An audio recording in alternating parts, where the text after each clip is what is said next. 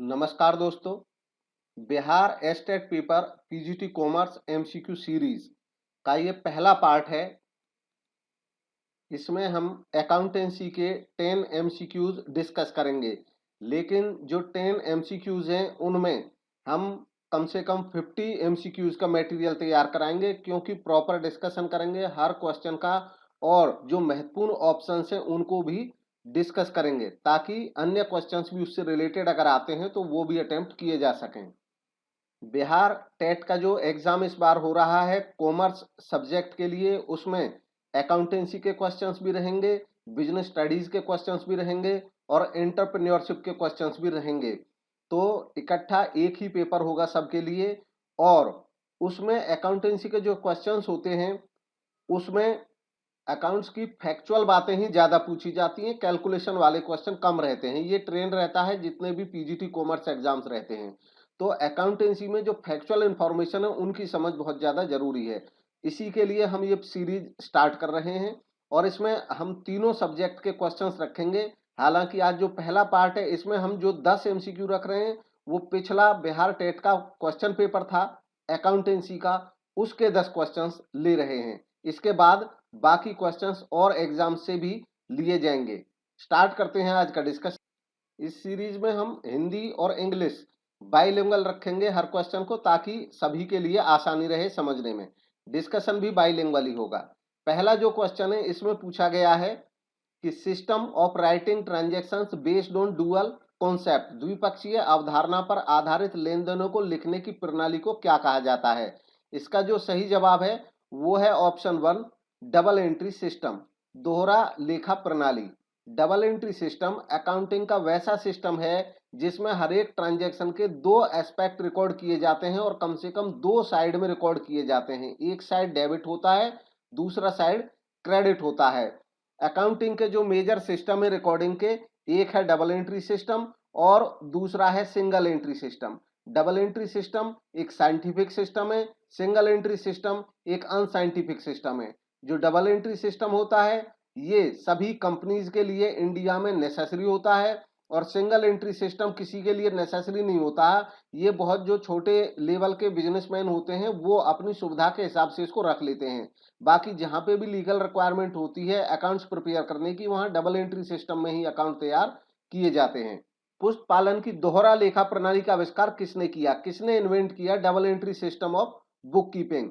तो given options में जो सही जवाब है वो है ऑप्शन बी, ल्यूकास पैसियोली। दरअसल जो ल्यूकास पैसियोली थे ये एक मैथमेटिक्स के टीचर थे इटली में। इटली के वेनिस शहर में ये बिजनेसमैन के बच्चों को पढ़ाते थे और साथ ही साथ ये एक रिलीजियस क्रिश्चियन रिलीजियस प्रीचर भी थे।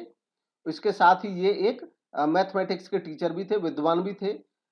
ल्यूकास पैसियोली ने जो एक बुक लिखी थी उसका नाम है सम्मा day अर्थमेटिका geometry eight प्रोपोर्शनलिटा।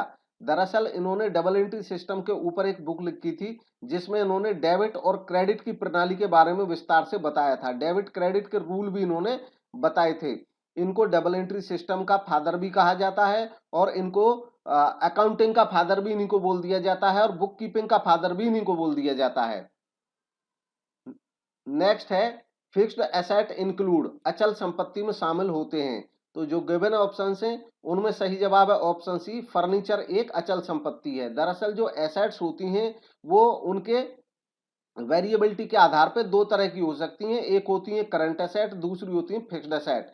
Current asset ऐसी एसेट को कहा जाता है जो या तो विद इन 1 ईयर कैश में कन्वर्ट हो जाती है या एक बिजनेस के ऑपरेटिंग साइकिल के दौरान कैश में कन्वर्ट हो जाती है। चाहे वो विद इन 1 ईयर हो जाए, चाहे ऑपरेटिंग साइकिल के दौरान हो जाए कैश में कन्वर्ट, तो ऐसी संपत्ति को करंट एसेट कहा जाता है, चालू संपत्ति कहा जाता है।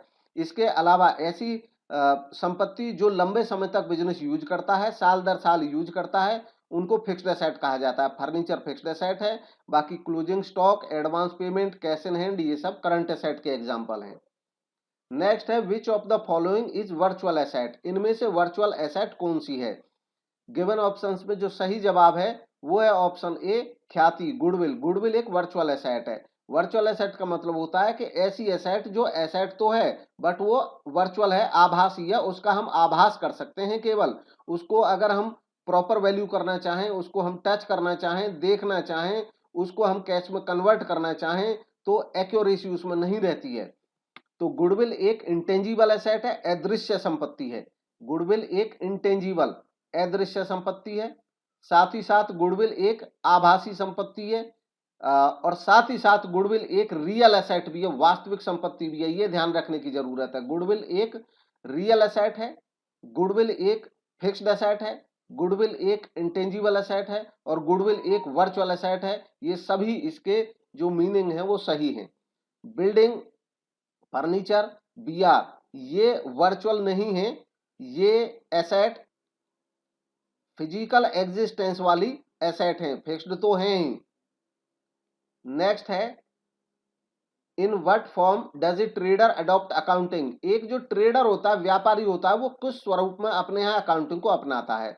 तो जो गिवन ऑप्शंस हैं इनमें सही जवाब है ऑप्शन बी, फाइनेंशियल अकाउंटिंग।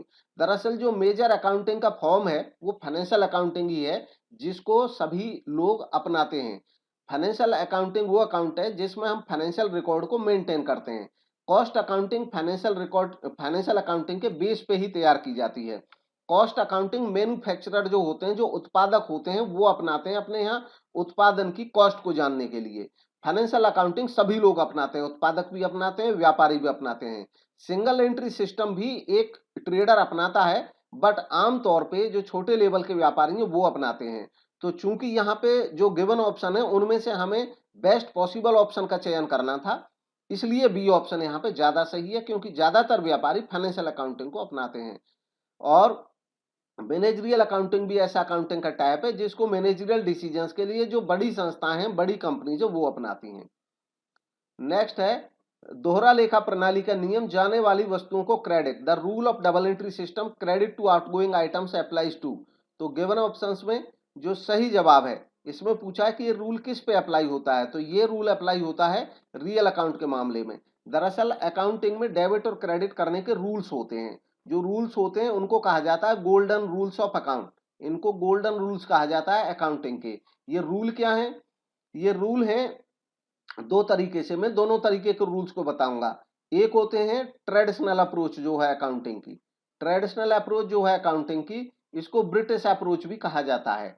ये जो अप्रोच है ट्रेडिशनल अप्रोच या ब्रिटिश अप्रोच, इसमें अकाउंट्स को दो हिस्सों में पहले बांटा जाता है। एक होते हैं पर्सनल अकाउंट और दूसरे होते हैं इम्पर्सनल अकाउंट।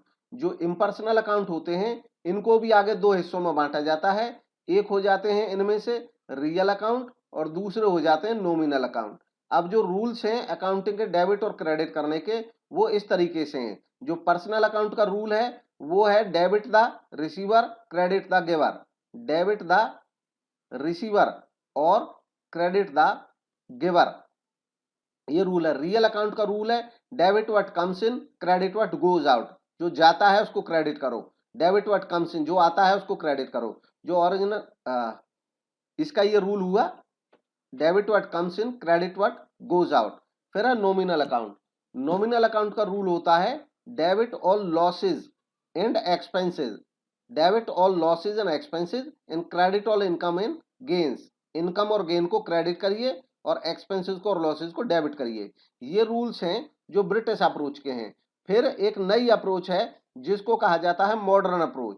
मॉडर्न अप्रोच, और मॉडर्न अप्रोच के साथ साथ इसको अमेरिकन अप्रोच भी कहा जाता है। अमेरिकन अप्रोच के साथ साथ इसको अकाउंटिंग इक्वेशन अप्रोच भी कहा जाता है। अकाउंटिंग इक्वेशन अप्रोच भी इसको कहा जाता है। इस अप्रोच में जो अकाउंट्स को क्लासिफाई किया गया है वो 5 हिस्सों में किया गया है। 5 हिस्से कौन कौन से हैं? एक है एसेट, दूसरा है लायबिलिटी, तीसरा है कैपिटल, चौथा है एक्सपेंसेस और पांचवा है इनकम या रेवेन्यू। अब ये कोई सीरियल ऑर्डर नहीं है इनका, आप कैसे भी आगे पीछे बोल सकते हैं। 5 हैं total: asset, expense, liabilities, capital, income. और इनके जो रूल हैं, जो मॉडर्न अप्रोच है उसमें एसेट और एक्सपेंस का जो रूल है वो ये है कि जब इंक्रीज हो एसेट या एक्सपेंस, जब इंक्रीज हो तो इनको डेबिट करना है, जब इंक्रीज होते हैं तो इनको डेबिट करना है, और जब ये डिक्रीज होते हैं तो इनको क्रेडिट करना है। एसेट और एक्सपेंस का रूल है। लायबिलिटी, कैपिटल और इनकम या रेवेन्यू, इनका जो रूल है तीनों का, वो रूल ये है कि जब ये इंक्रीज होते हैं, बढ़ते हैं, तो इनको क्रेडिट करना है, और जब ये कम होते हैं, घटते हैं, तब इनको डेबिट करना है। ये इनका रूल है दोनों तरीके का। नेक्स्ट देखते हैं, रोजनामचा लेखा किसके लिए नहीं किया जाता है। Journal entry is not made for, तो जर्नल एंट्री गिवन ऑप्शंस में से नहीं बनाई जाती है, किसके लिए यह बताना है। सही जवाब है option A, trade discount. Trade discount के लिए रोजनामचा लेखा करने की, जर्नल एंट्री करने की जरूरत नहीं होती है। कारण क्या है, पहले उसके लिए हमें समझना होगा ट्रेड डिस्काउंट क्या है और कैश डिस्काउंट क्या है। ट्रेड डिस्काउंट यानी कि व्यापारिक बट्टा, ये ऐसा डिस्काउंट होता है जो किसी कस्टमर को अट्रैक्ट करने के लिए दिया जाता है, सेल बढ़ाने के लिए, और ये सबको दिया जाता है, चाहे कोई उधार खरीद रहा है या कोई नकद खरीद रहा है। जैसे कोई सामान 1,000 रुपए का है और अगर वहां पे बोर्ड लगा हुआ है कि 10% का डिस्काउंट चल रहा है या 20% का चल रहा है या 40% का चल रहा है, तो वो सबके लिए चल रहा है। ऐसा नहीं कि जो कैश देगा उसके लिए है, जो क्रेडिट देगा उसके लिए है। ये कॉमन डिस्काउंट है और इसका पर्पज ये है कि सेल बढ़ जाए, ग्राहक अट्रैक्ट हो। ऐसी डिस्काउंट को ट्रेड डिस्काउंट कहते हैं। ऐसी डिस्काउंट को रिकॉर्ड करने का कोई मतलब ही नहीं होता है। 1,000 में से अगर 40% डिस्काउंट है और हमने सामान 600 रुपए में खरीदा, तो खरीदने वाला भी 600 रुपए से रिकॉर्ड करेगा और बेचने वाला भी अपनी सेल 600 रुपए से रिकॉर्ड करेगा। इसलिए इसकी जो एंट्री है उसमें डिस्काउंट की एंट्री होती ही नहीं है। अब आता है कैश डिस्काउंट। कैश डिस्काउंट ऐसा डिस्काउंट होता है जो इसलिए दिया जाता है ताकि ग्राहक जो हमारा सामान खरीद रहा है या जो हमारा सामान खरीद चुका है, ये दोनों को दिया जाता है। जो खरीद रहा है या जो खरीद चुका है, उसको ये डिस्काउंट इसलिए दिया जाता है कि या तो वो जब खरीद रहा है तुरंत पेमेंट कर दे, इमीडिएट पेमेंट के लिए किया जाता है, ये डिस्काउंट दिया जाता है, या तो तुरंत दे दे या विद इन मंथ दे दे। जैसे लेकिन उसके साथ कंडीशन ऐसी होती है कि अगर आप विद इन मंथ दे दोगे तो हम आपको 10% डिस्काउंट दे देंगे। मतलब जो डिस्काउंट कैश के इमीडिएट या जल्दी कलेक्शन के लिए, क्विक कलेक्शन के लिए दिया जाता है, वो कैश डिस्काउंट होता है। इसकी रिकॉर्डिंग बुक्स में करनी पड़ती है। जैसे हमने कोई सामान 800 रुपए का बेचा, चाहे पहले बेच दिया चाहे अभी बेचा है, हम कह रहे हैं कि अगर आप नकद दे दो तो हम 10% डिस्काउंट और दे देंगे आपको, उधार लोगे तो हम 800 का ही देंगे। तो ये जो 10% 80 रुपया डिस्काउंट है, ये रिकॉर्ड करना पड़ेगा बुक्स में, क्योंकि ये डिस्काउंट हमने कैश डिस्काउंट दिया है, कैश के लिए, ये सबके लिए ये डिस्काउंट नहीं है, इसलिए इसको रिकॉर्ड करना जरूरी होता है बुक्स में। तो इसका ये ऑप्शन सही है, जर्नल एंट्री ट्रेड डिस्काउंट की नहीं होती है। नेक्स्ट है व्हाट इज लेजर। लेजर क्या है, खाता बही क्या है। तो जो गिवन ऑप्शन है इनमें से सही जवाब है ऑप्शन सी, प्रिंसिपल बुक। जो लेजर होती है उसको कहा जाता है प्रिंसिपल बुक। अच्छा, लेजर को प्रिंसिपल बुक भी कहा जाता है, इसके साथ साथ लेजर को बुक ऑफ सेकेंडरी एंट्री भी कहा जाता है। पीजीटी कॉमर्स की बुक अवेलेबल है, पीजीटी कॉमर्स प्रेपरेशन गाइड के नाम से। यह बुक काफी महत्वपूर्ण है उन एग्जाम्स के लिए जिनमें कॉमर्स के एमसीक्यूज पूछे जाते हैं। खास तौर पे केवीएस, एनवीएस, DSSB, हरियाणा और बाकी स्टेट्स के लिए भी ये काफी महत्वपूर्ण है। इसमें जो मटेरियल है अपडेटेड है और रिलायबल है, सिंपल लैंग्वेज है और स्टैंडर्डाइज्ड है पूरा मटेरियल, लेटेस्ट जो ट्रेंड है एग्जाम्स का उसके मुताबिक। एमसीक्यू बैंक भी दिया गया है प्रैक्टिस के लिए, जिसमें प्रीवियस ईयर क्वेश्चन पेपर से क्वेश्चंस लिए गए हैं। हमारा जो 600 के अराउंड पेजेस का स्टडी मटेरियल हमने प्रोवाइड कराया हुआ था ग्रुप में पीडीएफ के माध्यम से, PGT commerce comprehensive study material के नाम से, वो पूरा स्टडी मटेरियल भी इसमें शामिल है। साथ ही साथ क्वेश्चन बैंक अलग से दिया गया है प्रैक्टिस के लिए। यह बुक अवेलेबल है, आपको अमेजोन पे भी जाता है। बुक ऑफ सेकेंडरी एंट्री, इसी के साथ साथ लेजर को बुक ऑफ फाइनल एंट्री भी कहा जाता है। Book of final entry ledger को। बाकी उसका कारण यह है क्योंकि लेजर वो मुख्य पुस्तक है जिसमें लास्ट में हम सारे अकाउंट्स तैयार करते हैं, तो प्रिंसिपल बुक भी है ये। सेकेंडरी एंट्री इसलिए कहा जाता है क्योंकि प्राइमरी एंट्री जो होती है वो जर्नल में होती है, तो जो जर्नल होता है उसको कहते हैं book of primary entry. Journal को कहा जाता है बुक ऑफ प्राइमरी एंट्री, या जर्नल को कहा जाता है बुक ऑफ ओरिजिनल एंट्री। तो जर्नल को तो प्राइमरी एंट्री की बुक या ओरिजिनल एंट्री की बुक कहा जाता है, और जो सेकेंडरी एंट्री है वो लेजर में जाके होती है, लेजर को कहा जाता है फाइनल एंट्री, क्योंकि अंत में जब एंट्री जाके पहुंचती है तो वो लेजर में पहुंचती है, इसलिए बुक ऑफ फाइनल एंट्री भी इसको कहते हैं। नेक्स्ट है bank reconciliation statement is, bank reconciliation statement इनमें से क्या है? तो जो गिवन ऑप्शंस हैं उनमें सही जवाब है option C. Bank reconciliation statement जो होता है ये एक ऐसा स्टेटमेंट होता है जिसमें रोकड़ पुस्तक और पासबुक के अंतर का मिलान किया जाता है। दरअसल ये क्या स्टेटमेंट होता है और बनाया क्यों जाता है? ये डबल एंट्री सिस्टम का पार्ट नहीं है। Bank reconciliation statement is not part of double entry system. ये एक कैलकुलेशन है, मैथमेटिकल कैलकुलेशन है, रफ कैलकुलेशन है, जिसमें हम ये देखते हैं कि कैश बुक और पासबुक के बैलेंस में अगर कोई अंतर आ गया है तो वो अंतर किन कारणों से आया है, उन कारणों की जांच करने के लिए हम मिलान करते हैं कैश बुक के और पासबुक के अंतरों का, और इस पर्पज के लिए बनाते हैं बैंक रिकॉन्सिलिएशन स्टेटमेंट। कभी कभी कैश बुक का बैलेंस और पासबुक का बैलेंस अलग हो सकता है, अब उसके जो अंतर हैं अलग होने के, उनकी पहचान के लिए स्टेटमेंट बनाया जाता है। नेक्स्ट क्वेश्चन है बैंक रिकॉन्सिलिएशन स्टेटमेंट से प्रिपेयर्ड बाय, बैंक समाधान विवरण किसके द्वारा बनाया जाता है? तो जो गिवन ऑप्शंस हैं उनमें सही जवाब है ऑप्शन ए, बैंक के ग्राहक द्वारा। दरअसल बैंक का ग्राहक कौन होता है? बैंक का ग्राहक वो होता है जिसका अकाउंट बैंक में होता है। अब जिसका अकाउंट बैंक में होता है वो कोई बिजनेसमैन भी हो सकता है, वो कोई कंपनी भी हो सकती है, वो कोई स्कूल भी हो सकता है, वो कोई कॉलेज भी हो सकता है, वो कोई इंडिविजुअल भी हो सकता है, कोई भी पर्सन हो सकता है। जिनके अकाउंट बैंक में हैं वो बैंक के लिए कस्टमर होते हैं। अब ये जो होते हैं कस्टमर, ये अब इंडिविजुअल जो होता है वो तो अपने यहाँ नहीं रखता कोई कैश बुक अलग से। इंडिविजुअल लोग ज्यादातर केवल जो बैंक पासबुक दे देता है उसी को मेंटेन करके रखते हैं, उसी को बैंक वाले ही मेंटेन कर देते हैं, उसको अपने यहाँ ये रख लेते हैं। लेकिन जो बिजनेसमैन होते हैं, कंपनीज होती हैं, स्कूल होते हैं, कॉलेजेस होते हैं, हॉस्पिटल्स होते हैं, उनके यहाँ बहुत ज्यादा ट्रांजेक्शन होती हैं, तो वो अपने यहाँ अकाउंट्स भी बनाते हैं। जब वो अपने यहाँ अकाउंट्स भी बनाते हैं तो वो अपने यहाँ कैश बुक बनाते हैं, और जो कैश बुक बनाते हैं उसमें ये कैश बुक का बैंक कॉलम भी बनाते हैं। कैश बुक के बैंक कॉलम में ये इस चीज का रिकॉर्ड रखते हैं कि बैंक में कितना पैसा जमा किया, कितना पैसा निकला, कितना उसमें बैलेंस है। अब जो बैंक होता है वो भी इनका एक अकाउंट बना के रखता है। बैंक इनको एक पासबुक देता है, या इसको बैंक स्टेटमेंट भी बोलते हैं, बैंक विवरण। तो जो पासबुक है वो तो बैंक लिखता है, और जो कैश बुक का बैंक कॉलम है उसको जो बिजनेसमैन होता है यानी कि जो कस्टमर होता है बैंक का, वो स्वयं लिखता है। तो होना तो इनका एक ही बैलेंस चाहिए, लेकिन कभी कभी ऐसा हो जाता है जैसे हमने चेक इशू कर दिया तो हमने अपने यहाँ से कैश बुक में से पैसा कम कर दिया, लेकिन जो चेक हमने इशू करा अभी वो बैंक में पहुंचा ही नहीं पेमेंट के लिए, तो इसलिए दोनों में अंतर हो सकता है। तो बहुत सारे रीजन होते हैं और वो रीजन आपके लिए पढ़ना भी जरूरी है। तो उन रीजन्स को पहचान करने के लिए कि कितने रीजन हैं, कौन कौन से रीजन हैं, उनकी पहचान करने के लिए, मिलान करने के लिए एक स्टेटमेंट बनाते हैं जिसको बैंक रिकॉन्सिलिएशन स्टेटमेंट कहते हैं। ये बैंक का कस्टमर बनाता है। ये थे आज के एमसीक्यूज। बाकी वीडियो आपको कैसा लगा? अच्छा लगा तो लाइक करें, चैनल को सब्सक्राइब करें अगर नहीं किया है तो। और बिहार का जो पेपर आ रहा है उसकी हम कोशिश करेंगे एग्जाम से पहले पहले रिवीजन के लिए बहुत सारे वीडियोज उससे रिलेटेड डालें। बाकी आपकी कोई स्पेसिफिक क्वेरी हो आप वो डाल सकते हैं, कोई सजेशन हो तो वो भी दे सकते हैं।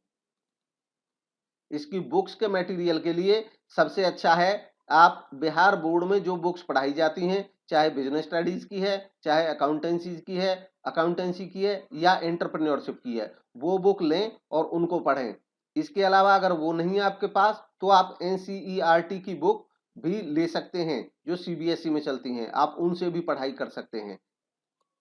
इसके अलावा अगर आप इंग्लिश मीडियम से ये एग्जाम देने जा रहे हैं तो हमारी बुक भी अवेलेबल है, आप वो खरीद सकते हैं। वो पूरी तरह से कवर करती है बिजनेस स्टडीज और अकाउंटेंसी का पूरा पोर्शन उसमें कवर है। एंटरप्रेन्योरशिप का भी है लेकिन कुछ कम है। तो एंटरप्रेन्योरशिप का मटेरियल जो है वो शॉर्ट में है हमारे यहाँ बुक में, लेकिन जितना कवरेज अकाउंटेंसी और बिजनेस का है उतना एंटरप्रेन्योरशिप का नहीं है। तो एंटरप्रेन्योरशिप के लिए आप कोई और बुक ले सकते हैं जो भी बिहार की किसी यूनिवर्सिटी में या बोर्ड में चलती हो एंटरप्रेन्योरशिप पेपर के ऊपर।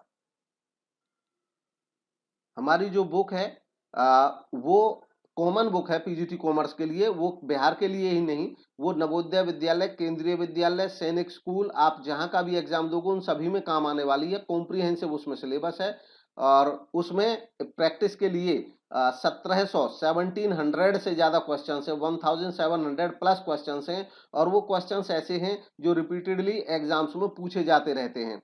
सफिशिएंट कवरेज है प्रैक्टिस के लिए, आप उसको भी बाय कर सकते हैं। अमेजोन पे अवेलेबल है पीजीटी कॉमर्स गाइड के नाम से, BEd commerce PGT commerce guide के नाम से अवेलेबल है, आप उसको वहां से बाय कर सकते हैं। Thank you for watching.